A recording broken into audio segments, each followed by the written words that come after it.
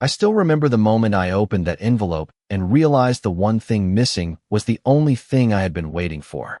The invitation to my only son's wedding was not inside. Instead, there was a simple note that said, "Mom, I hope you understand." I read those words again and again, hoping I had misunderstood something. But deep down, I already knew. My name was not on the guest list.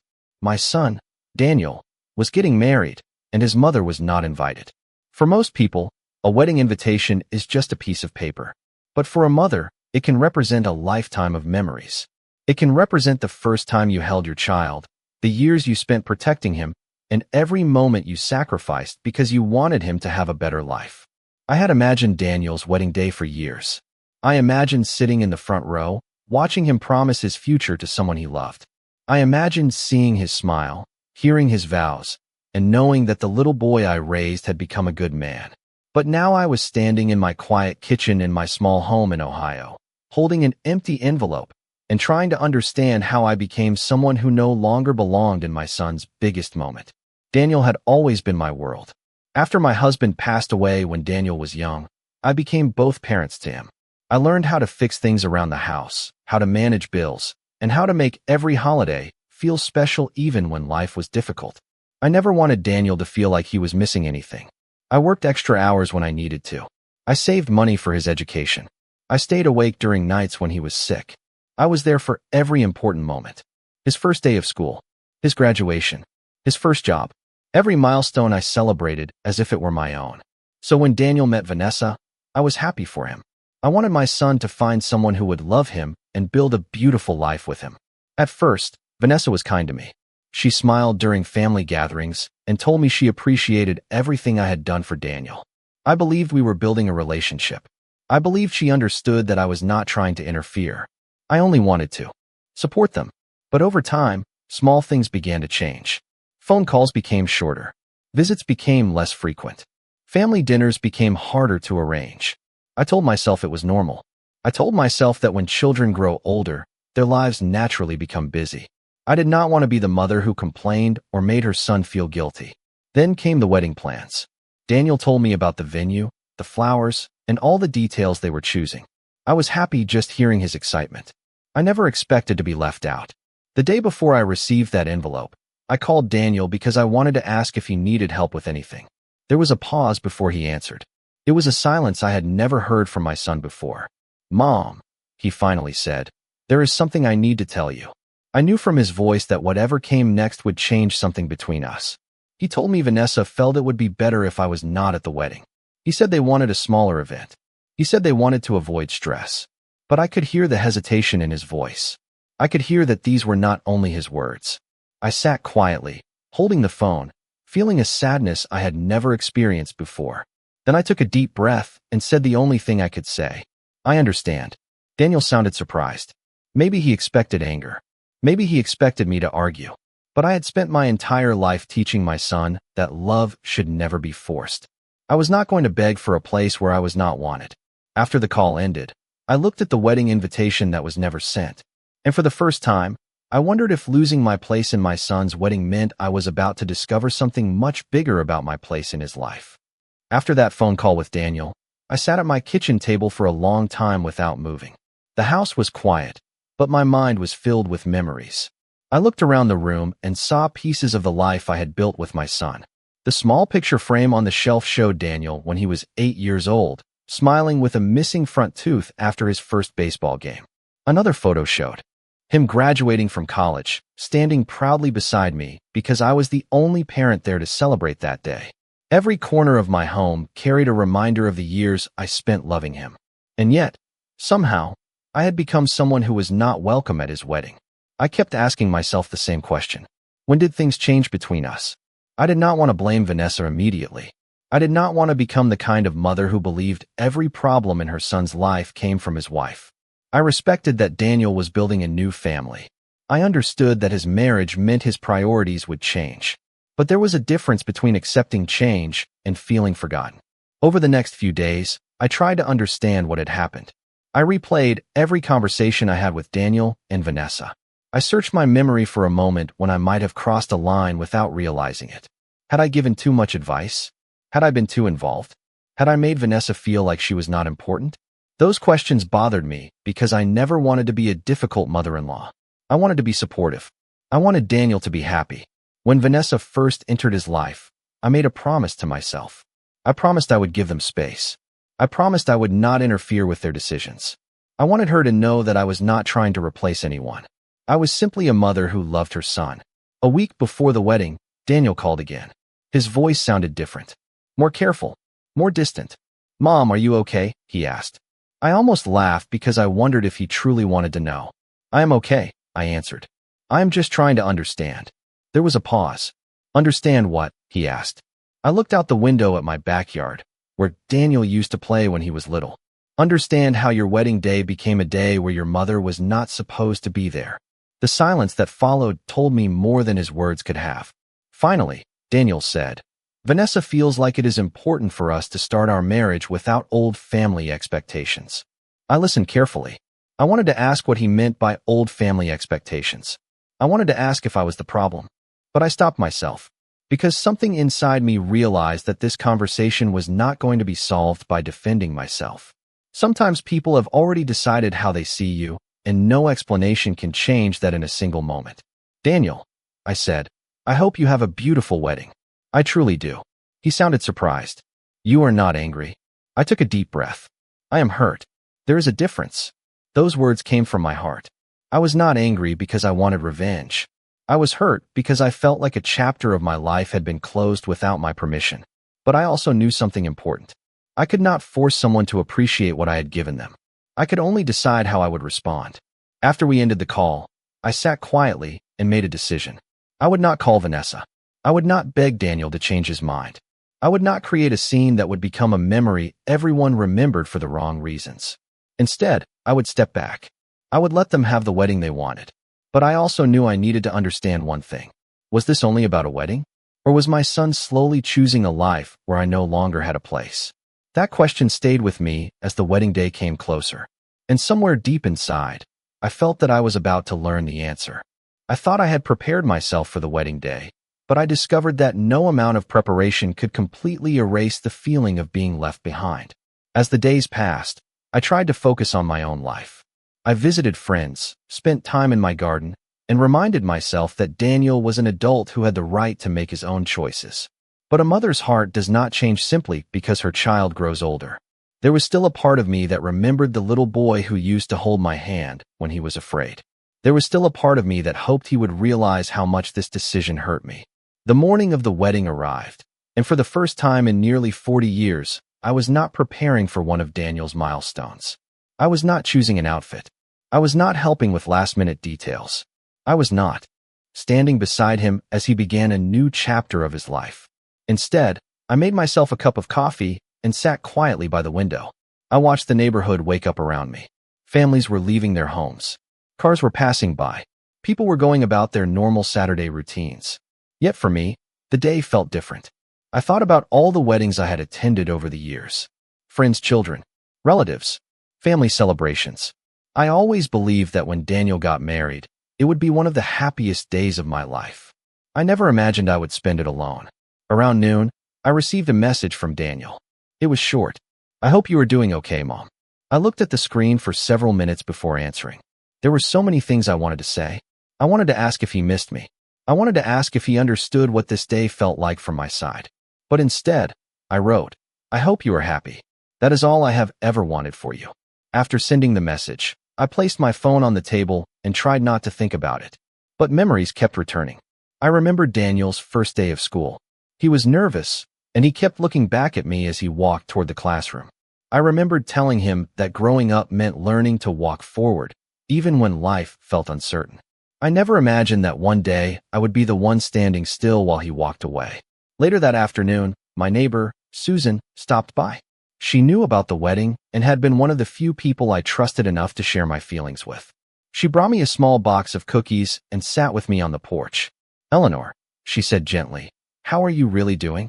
I smiled because everyone asks that question, but not everyone wants the honest answer. "I am learning," I told her. "Learning what?" she asked. I looked out at my garden. Learning that sometimes loving someone means giving them the freedom to make choices, even when those choices hurt you. Susan reached over and held my hand. But do not forget that your feelings matter too. Her words stayed with me, because somewhere along the way, I had become so focused on being a good mother that I forgot. I was also a person with feelings, dreams, and a life beyond my role as Daniel's mother. That evening, I received another message. This time, it was from Vanessa. I was surprised because we had rarely spoken directly since the wedding plans began.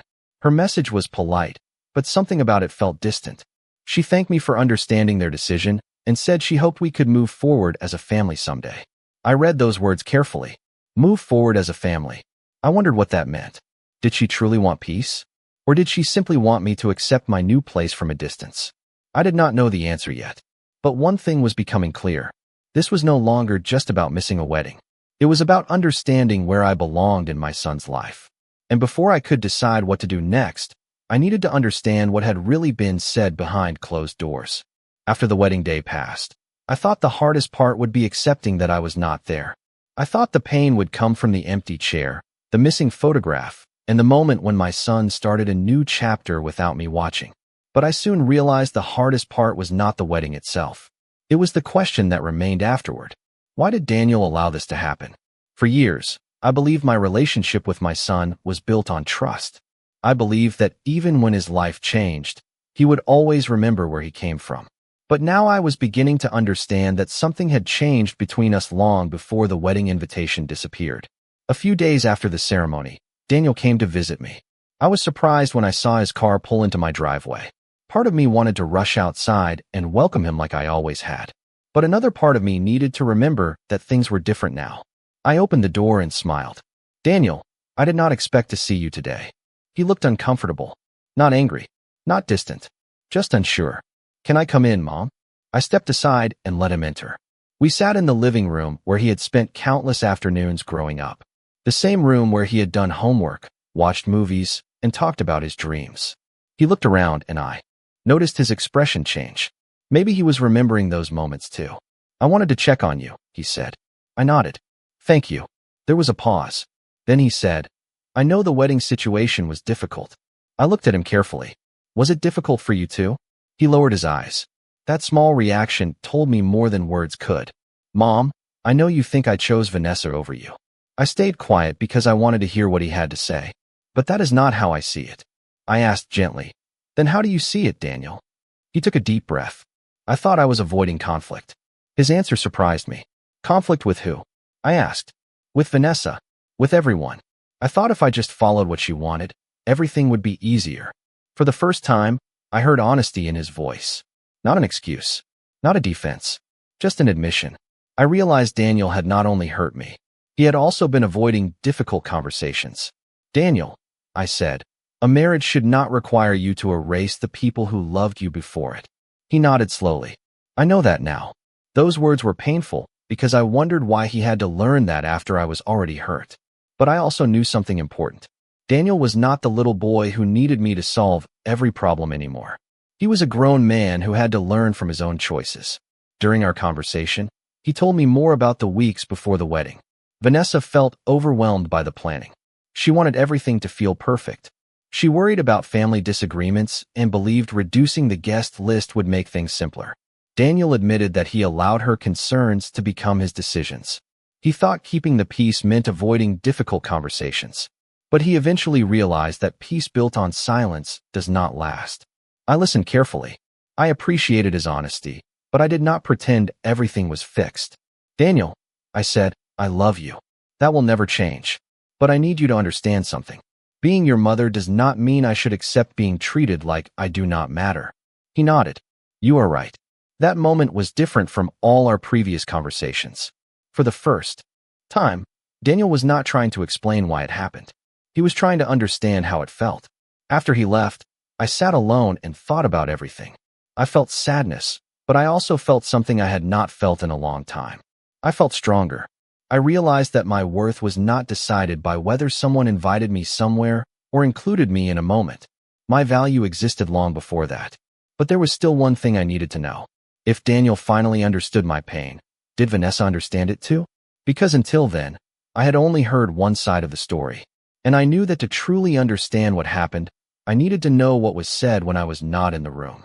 After Daniel left my house that day, I sat in my favorite chair near the window and thought about everything he had said. For the first time since the wedding situation began, I felt like I was finally hearing my son's true feelings instead of carefully chosen words. I could see that he was not trying to hurt me. He was trying to explain how he got lost between making his wife happy and respecting the woman who raised him. But even with that understanding, there was still a question that remained in my heart. What did Vanessa truly think about me? I knew Daniel had made his own choices, but I also knew that many of those choices were influenced by conversations I was never part of. A few days later, I received a message from Vanessa asking if we could meet for coffee. I was surprised. For weeks, most of our communication had been through short messages. This was the first time she had asked to speak with me directly. I agreed because I believed honest conversations were better than quiet assumptions. We met at a small coffee shop not far from my home. Vanessa arrived looking nervous. That surprised me because I had always seen her as someone who was confident and certain about what she wanted. She sat across from me and held her coffee cup with both hands. "Eleanor," she said, "I know you probably think I wanted to push you out of Daniel's life." I listened quietly. "Did you?" I asked. She looked down for a moment. "I think I was afraid." Her answer was, "Not what I expected." "Afraid of what?" I asked. Vanessa explained that she had always admired the relationship Daniel and I had. She said she saw how much he respected me and how often he talked about the sacrifices I made for him. But instead of seeing that as something beautiful, she admitted that she sometimes worried she would never have the same place in his life. I listened carefully because I understood something important. Sometimes people create distance not because they dislike someone, but because they are afraid of where they fit. "Vanessa," I said, "Daniel loving his mother does not take away from his ability to love his wife." She nodded. "I know that now." Then she apologized. Not a quick apology. Not the kind someone gives just to end an uncomfortable conversation. She explained that during the wedding planning, she became focused on creating what she imagined as the perfect beginning to their marriage. She thought removing anything that caused tension was the easiest solution. But she admitted she did not realize that one of those things was removing a person who had been important to Daniel his entire life. Her words meant something to me, but I also knew healing takes time. Trust is not rebuilt in one conversation. It is rebuilt through actions. "Vanessa," I said, "I appreciate your honesty, but I hope you understand that what hurt me was not just missing a wedding. It was feeling like I had become a problem instead of family." She nodded, and I could see she understood. When we finished our coffee, we did not suddenly become best friends. Life does not work that way. But something changed between us. There was less judgment and more understanding. When I returned home that afternoon, I thought about how different things could have been if we had talked sooner. How many painful feelings could have been avoided if everyone had simply been honest from the beginning. That evening, Daniel called me. He asked how the conversation with Vanessa went. I told him the truth. It was difficult, but it was necessary. He was quiet for a moment. Then he said, "Mom, I am sorry I did not make space for both of you to be heard." Those words touched me because they showed growth. My son was beginning to understand that being a husband did not mean forgetting he was also a son. And I was beginning to understand something too. Sometimes family relationships do not break because people stop loving each other. Sometimes they break because people become afraid to speak honestly. As I looked out at my garden that night, I felt a sense of peace I had not felt in weeks. But I also knew the journey was not over. Apologies were only the beginning. The real test would come in the days ahead, when everyone had to decide whether they truly wanted to rebuild the family connection they had almost lost. After my conversation with Vanessa, I felt like a heavy weight had finally started to lift from my shoulders. For weeks, I had been carrying the pain of feeling unwanted by my own son. I had spent so much time wondering what I had done wrong, searching through years of memories for a mistake I might have made. But that conversation helped me see something I had forgotten. Sometimes people make decisions based on fear, not because they do not care. Vanessa had not understood the pain her choices caused me. Daniel had not understood the silence between us was becoming more painful than any disagreement. And I had been so focused on protecting my relationship with my son that I forgot to protect my own peace. The following weeks were different. Not perfect, but different. Daniel started calling more often. Not because he felt guilty, but because he wanted to reconnect. There was a difference, and I could feel it. Before, our conversations were often about updates, schedules, and simple things. Now he asked questions. He wanted to know how I was really doing. One evening, Daniel came over for dinner. I prepared his favorite meal, the same one I used to make when he was younger. As he sat at the table, he looked around the kitchen and smiled. "Mom, I do not think I ever told you how much I appreciate all the things you did for me."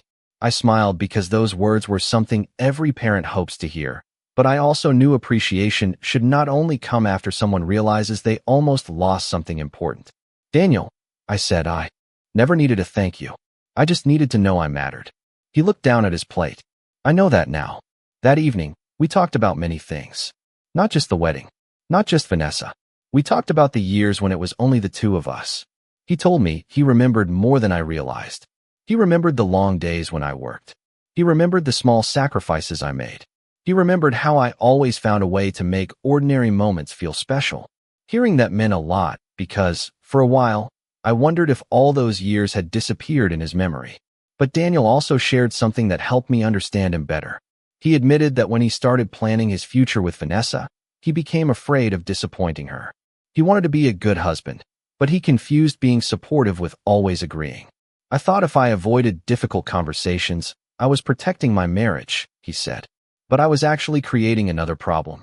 I appreciated his honesty because that was the lesson we all needed to learn. Families are not strengthened by avoiding uncomfortable conversations. They are strengthened by having them with respect and love. A few days later, Vanessa invited me to their home. It was the first time she had asked me to spend time with them as a couple. When I arrived, I noticed something small but meaningful. She had placed one of Daniel's childhood photos on a shelf. It was a picture of him standing beside me when he was young. I looked at it and smiled. "That is a beautiful photo," I said. Vanessa smiled too. Daniel told me that was one of his favorite memories. That simple moment showed me that things were changing. Vanessa was no longer seeing me as someone from Daniel's past. She was beginning to understand that I was part of the story that helped create the man she loved. I knew our relationship would not change overnight. Trust takes time. But I also knew that rebuilding was possible when people were willing to listen. As months passed, our family slowly found a new balance. I did not expect to have the exact same relationship with Daniel that I had when he was a child. That would not be fair to him or to the life he was building. But I hoped for something better. I hoped for a relationship based on respect, honesty, and understanding. Looking back, I realized the wedding invitation was never the biggest issue. The real issue was the feeling that I had been forgotten. And the healing began when my son finally understood that a mother does not need to control her child's life. She simply wants to know that she still has a place in his heart. But just when I thought our family had finally moved forward, an unexpected conversation with a relative made me realize there was still one part of the story I did not know. Something had happened before the wedding that Daniel and Vanessa had never told me. And learning the truth would change the way I looked at everything that happened. For the first time in months, I felt like my family was finding its way back to something familiar. The distance between Daniel and me was slowly becoming smaller. The conversations that once felt uncomfortable were becoming natural again. I no longer felt like I had to prove that I deserved a place in his life. I simply wanted to be part of it in a healthy way. But then, one afternoon, my cousin Margaret called me. She was older than me and had always been someone who noticed things others missed. We had known each other for decades, and she had been one of the few people who knew how deeply the wedding situation had affected me. "Eleanor," she said, "there is something I think you should know." Her voice immediately caught my attention. "What is it?" I asked. She hesitated before answering. "I did not want to tell you before because I did not want to make things harder, but I think you deserve to understand what happened before the wedding." I sat quietly as she explained. Margaret had spoken with a family friend who had been involved in some of the wedding planning conversations. She learned that the decision to exclude me from the wedding was not as simple as I originally believed. There had been more discussions, more worries, and more emotions behind the scenes than I knew. According to Margaret, Vanessa had struggled with feeling accepted by Daniel's family. She worried that she would always be compared to me because Daniel and I had such a close relationship. But what surprised me most was not Vanessa's feelings. It was Daniel's response during those conversations. Margaret told me that Daniel had actually defended me at first. He had said that his mother was important to him and that he did not want her to feel unwanted. But eventually, after many conversations, he became overwhelmed. He started believing that avoiding the disagreement was easier than facing it. Hearing that changed something inside me. For a long time, I thought Daniel simply chose Vanessa over me. I thought he stopped caring. But now I understood that the situation was more complicated. My son had not stopped loving me. He had become afraid of disappointing the person he had chosen to build his future with. That did not erase the hurt, but it helped me see the whole picture. Later that evening, I sat with Daniel and told him what I had learned. I did not approach him with anger. I did not want to reopen old wounds. I simply wanted honesty. Daniel, I said, I heard there were conversations before the wedding that I did not know about. He looked surprised. Who told you? I smiled gently. That is not what matters. What matters is whether it is true. He became quiet. After a moment, he nodded. Yes, Mom. There were conversations. I waited. Why did you never tell me? I asked. Daniel looked down. Because I was embarrassed. I knew you would be hurt, and I did not know how to fix it. His answer was painful, but it was honest. And honesty was something I had wanted from him all along. Daniel, I said, I never expected you to make everyone happy all the time. That is impossible. But I needed you to remember that I was your mother, not a problem to manage. He nodded, and I could see that he understood. That conversation became another turning point between us. I realized that sometimes the people we love make mistakes not because they do not value us, but because they are trying to navigate complicated emotions without knowing the right path. Daniel had made a choice that hurt me, but he was also learning from it. A few weeks later, he and Vanessa invited me to dinner. It was a simple invitation, but it meant something. It showed effort. It showed that they were not just apologizing with words. They were trying to rebuild through actions. As I sat at their table that evening, I looked at my son and realized how much he had changed. He was learning to balance being a husband and being a son. Vanessa was learning that loving Daniel meant respecting the people who shaped him. And I was learning that letting go of control did not mean letting go of love. Still, as I looked around that dinner table, I knew our story was not finished yet. Rebuilding a family connection takes more than one conversation. It takes patience, humility, and time. But for the first time, I believed we were all finally moving in the same direction. After the dinner with Daniel and Vanessa, I drove home with a feeling I had not experienced in a long time. It was not the same happiness I felt when Daniel was a child and everything seemed simple. It was something different. It was the feeling of knowing that something broken could still be repaired. I understood that our relationship would never go back to exactly how it was before. Life does not work that way. People grow. Families change. New chapters begin. But I also realized that change does not have to mean losing the people we love. Over the next few months, Daniel continued making an effort. It was not through grand gestures or dramatic promises. It was through small things that showed he was thinking about me again. He called to ask how my garden was doing. He stopped by on weekends just to have coffee. He asked about my plans instead of only sharing his own. Those little moments meant more to me than any apology because they showed that he understood. One Saturday morning, Daniel came over while I was planting flowers in my backyard. He watched me for a few minutes before saying, "Mom, I think I finally understand something." I smiled. "What is that?" He looked around the garden. I spent so much time trying to build my own life that I forgot the person who helped me get here was still part of my life too. His words touched me because that was the truth I had wanted him to understand. I never wanted to control his marriage. I never wanted to make Vanessa feel like she was competing with me. I simply wanted to know that the years I spent loving and supporting him still mattered. "Daniel," I said, "being a good husband does not mean forgetting where you came from. It means bringing the best parts of your past into your future." He nodded. I wish I had understood that sooner. I told him that I wished many things had happened differently too. But holding on to regret would not rebuild our relationship. What mattered was what we chose to do next. Around that time, Vanessa also began changing. She started inviting me to small family events. She asked for my opinion about certain things, not because she needed my approval, but because she wanted to include me. I noticed the difference. Before, I felt like someone standing outside their life looking in. Now, I felt like someone who had a place again. One afternoon, Vanessa and I spent time together without Daniel. It was the first time we had ever done that. We sat at a local cafe and talked openly. She admitted that she had been insecure when she first became part of Daniel's life. She worried that she would always be compared to me. I listened because I understood that fear. "Vanessa," I said, "I was never your competition. A mother and a wife do not have the same role. There is room for both."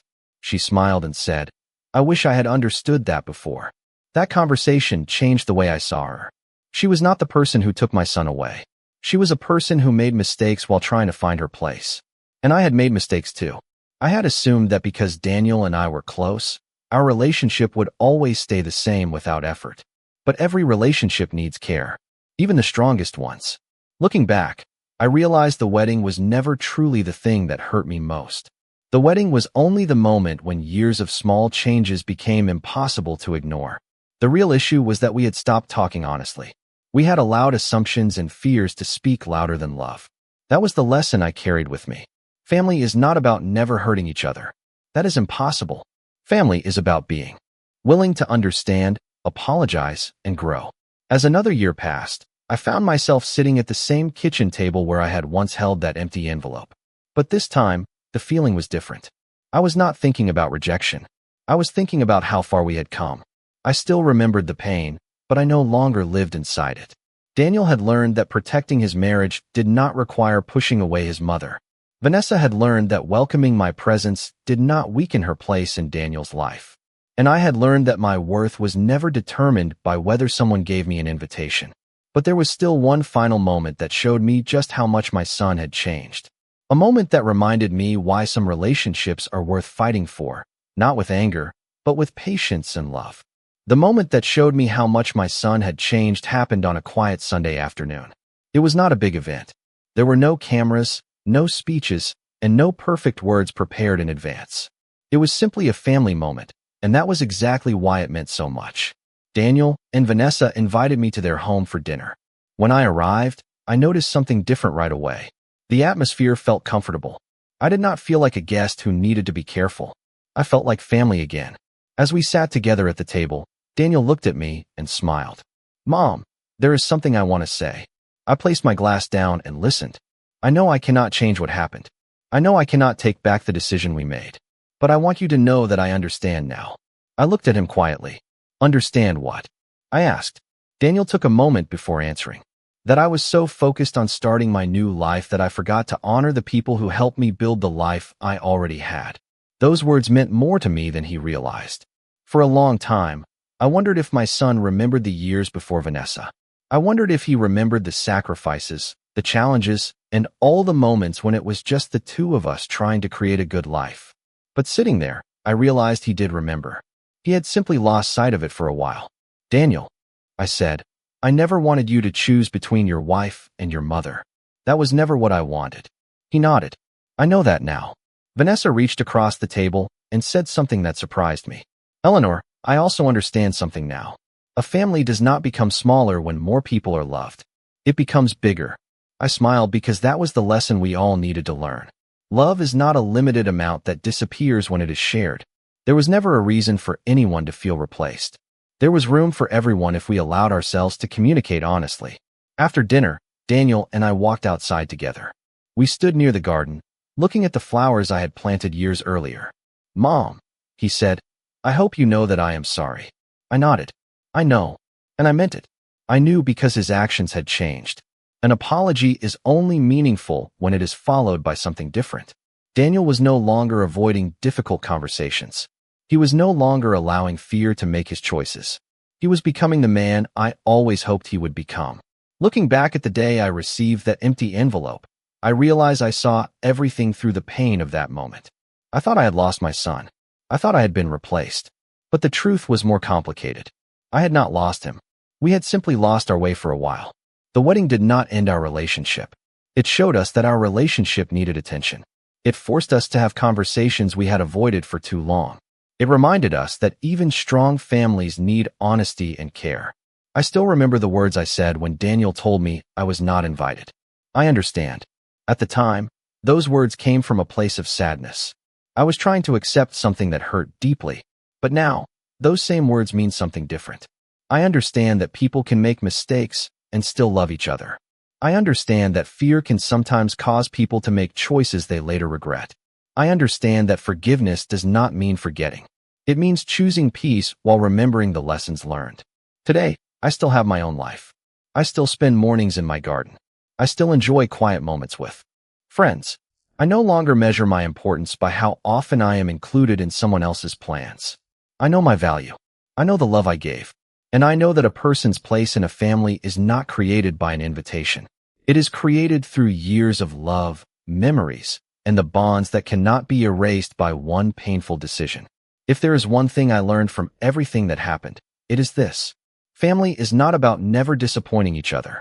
Family is about finding the courage to come back, listen, and choose each other again.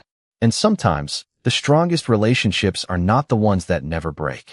They are the ones that are carefully rebuilt after they do.